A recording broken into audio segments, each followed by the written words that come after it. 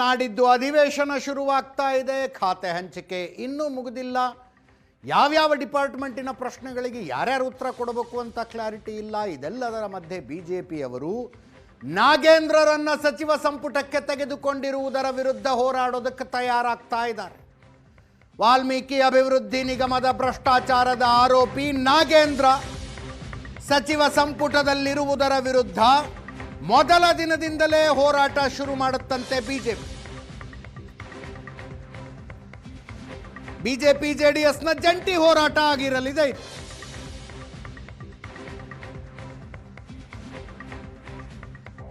ಅಧಿವೇಶನ ಶುರುವಾಗೋದಕ್ಕಿಂತ ಮೊದಲೇ ಅವರು ರಾಜೀನಾಮೆ ಕೊಡಬೇಕು ಅಂತಿದ್ದಾರೆ.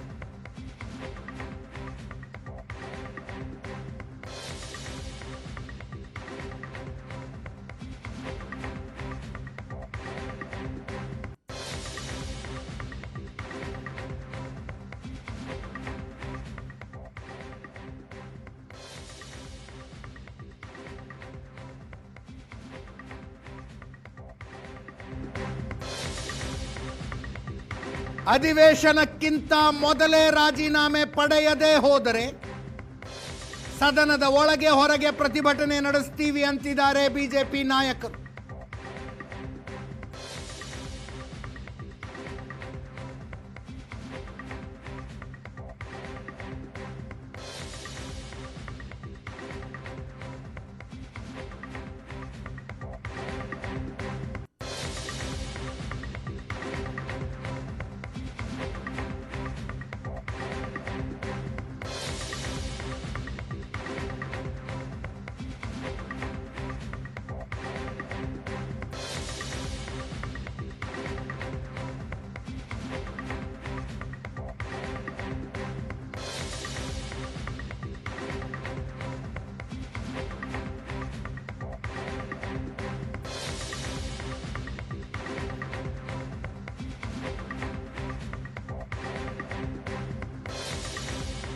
ಸಚಿವ ಸಂಪುಟಕ್ಕೆ ಹಿಂದಿನ ಸಚಿವರಾಗಿದ್ದಂತಹ ನಾಗೇಂದ್ರ ಅವರನ್ನ ಪುನಃ ಇವತ್ತು ಕ್ಯಾಬಿನೆಟ್ಗೆ ಸೇರಿಸಿಕೊಂಡಿದ್ದಾರೆ.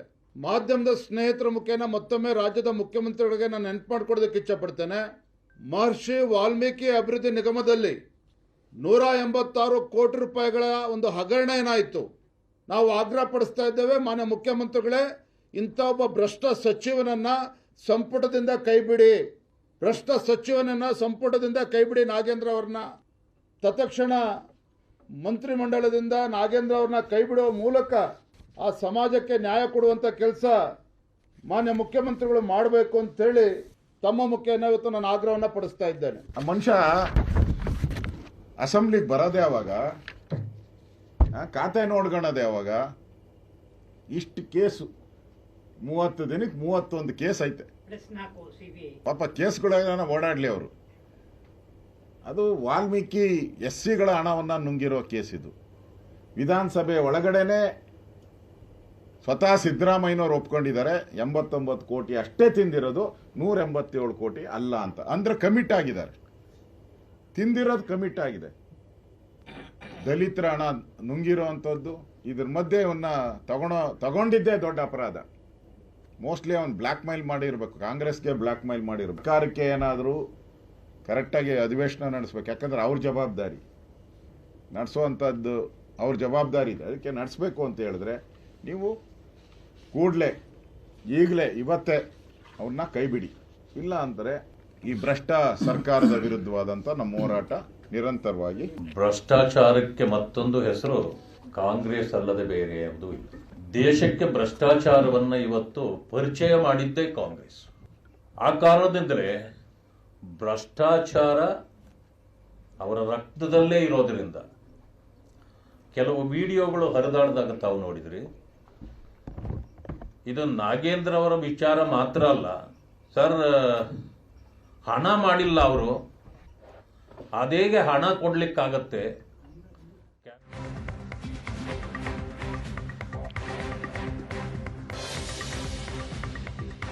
ಸಚಿವರುಗಳು ನಾಗೇಂದ್ರರನ್ನ ಸಮರ್ಥಿಸಿಕೊಳ್ತಾ ಇದ್ದಾರೆ. ಸತೀಶ್ ಜಾರಕಿಹೊಳಿ ಅವರಂತೂ ನಾಗೇಂದ್ರರನ್ನ ತೆಗೆಯೋ ಪ್ರಶ್ನೆನೇ ಇಲ್ಲ ಅಂದ್ರು.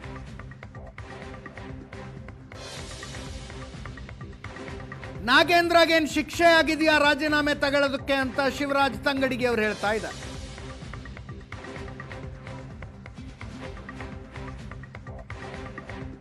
ಮಾಡಿದ್ದಾರೆ, ಅವರು ಮಂತ್ರಿ ಆಗಿದ್ದಾರೆ. ಸೊ ಅದನ್ನು ತೆಗೆಯುವಂಥ ಪ್ರಶ್ನೆಗೆ ಉದ್ಭವಿಸೋದಿಲ್ಲ. ಯಾಕಂದರೆ ಈಗಾಗಲೇ ಅವ್ರ ಮ್ಯಾಗ ನಮ್ಮ ಲೋಕಾಯುಕ್ತ ಎನ್ಕ್ವೈರಿ ಮಾಡಿದೆ, ಅವ್ರ ಮೇಲೆ SITಯಿಂದ ಮಾಡಿದ್ದಾರೆ. ಏನೂ ಆರೋಪ ಇಲ್ಲ ಅಂತ ಅವ್ರು ಕೊಟ್ಟಿದ್ದಾರೆ. ಆಧಾರ ಮ್ಯಾಗ ಅವ್ರಿಗೆ ಮಾಡಿದ್ದಾರೆ ಅಷ್ಟೇ. ಆ ಟೀಮ್ ಈಗಾಗಲೇ ವರದಿ ಕೊಟ್ಟಿದ್ದಾರೆ. ಆದರೆ ಏನು ಇಡೀ CBI ಮಾತ್ರ ಅವರು ಚಾರ್ಜ್ ಶೀಟ್ ಮಾಡಿದ್ದಾರೆ. ಅವರು ಕೇಸ್ನಲ್ಲಿ ಮುಂದುವರಿದ್ದಾರೆ. ನಮ್ಮವರು ಕ್ಲೋಸ್ ಮಾಡಿದ್ದಾರೆ, ರಿಕವರಿ ಮಾಡಿದ್ದಾರೆ. ಇವತ್ತಿನ ಪೇಪರ್ ನೋಡಿ ನಮಗೇನೋ ಹೈಕೋರ್ಟ್ ಪರ್ಮಿಷನ್ ಕೊಟ್ಟಿದೆ ಅಡ್ಡಾಡ್ಲಿಕ್ಕೆ ಅಂತ ಹೇಳಿದ್ದಾರೆ. ಸೊ ಅದು ಇಲ್ಲಾಂದ್ರೆ ಅದನ್ನು ಅವರೇ ಸ್ಪಷ್ಟೀಕರಣ ಕೊಡಬೇಕು. ಯಾಕಂದ್ರೆ ಅವ್ರನ್ನ ಅದು ಆಮೇಲೆ ಸ್ಟಾರ್ಟ್ ಆಫ್ ನೋಡಿ ಈಗಂತೂ ಸರ್ಕಾರ ನಮ್ಮ ಪಕ್ಷ ಯಾರು ಬೇಕೋ ಅವ್ರನ್ನ ಹಳದು ತೂಗಿ ಮಾಡಿದೆ. ಇನ್ನು ಮುಂದೆ ಸದನಲ್ಲಿ ಏನು ಯಾವ ಕಡೆ ಓದಿದ್ದು ನೋಡೋಣ, ಅಲ್ಲಿ ಮುಗಿರಾಟ್ ಮಾಡೋಣ. ಅವರು ಆರೋಪಿ ಅಷ್ಟೇ, ಶಿಕ್ಷೆ ಆಗಿದೆನಾ? ಆರೋಪಿ. ಎಷ್ಟು ಮಂದಿ ಆರೋಪಿ ಇಲ್ಲ ರಾಜಕಾರಣಿಗಳು ಹೇಳಿ? ಆರೋಪಿನೇ ಬೇರೆ, ಶಿಕ್ಷೆನೇ ಬೇರೆ. ಆರೋಪಿ ಅಂತಿದೆ ಇದ್ರ ಅದಕ್ಕೆ ಈಗ SIT ಕ್ಲೀನ್ ಚಿಟ್ ಕೊಟ್ಟಿದೆ, CBI ಇದನ್ನ ಮಾಡಿದೆ, ಅದಕ್ಕೂ ಕೋರ್ಟಿಗೆ ಹೋಗ್ತಾರೆ. ದಲಿತರು ಬೆಳೆಯೋದನ್ನ ಬಿಜೆಪಿ ಅವರಿಗೆ ಸಹಿಸೋದಕ್ಕಾಗಲ್ಲ ಅಂದ್ರು ನಾಗೇಂದ್ರ.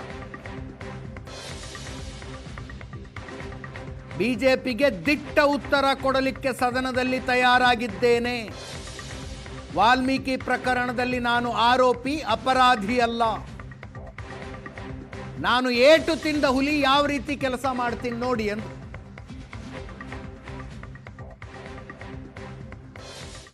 ದಲಿತರು ಇಟ್ಕೊಂಡ್ರೆ ಹಂಗೆ ಆಗೋದು. BJP ಪಕ್ಷದವ್ರಿಗೆ ಒಬ್ಬ ಹಿಂದುಳಿದವರು, ದಲಿತರು, ಅಲ್ಪಸಂಖ್ಯಾತರು ಅಂದರೆ ಇದೇ ರೀತಿಯಾಗಿ ಬರುವಂಥದ್ದು ಅವರ ರೂಢಿ. ಅವರಿಗೆ ಒಬ್ಬ ದಲಿತರನ್ನ ತುಳಿಬೇಕು, ಒಬ್ಬ ದಲಿತರನ್ನ ಯಾವುದೇ ಕಾರಣಕ್ಕೂ ಮೇಲೆ ಕೇಳಿಸಬಾರ್ದು ಅನ್ನೋಂಥ ದೃಷ್ಟಿ ಇಟ್ಕೊಂಡಿದ್ದಾರೆ.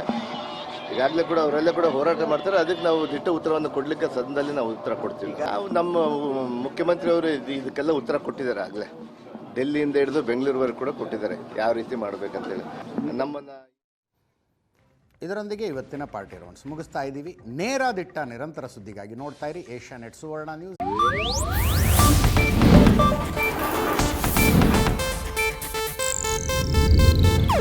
ಇದು ಏಷ್ಯಾನೆಟ್ ನ್ಯೂಸ್ ನೆಟ್ವರ್ಕ್ ಪ್ರಸ್ತುತಿ.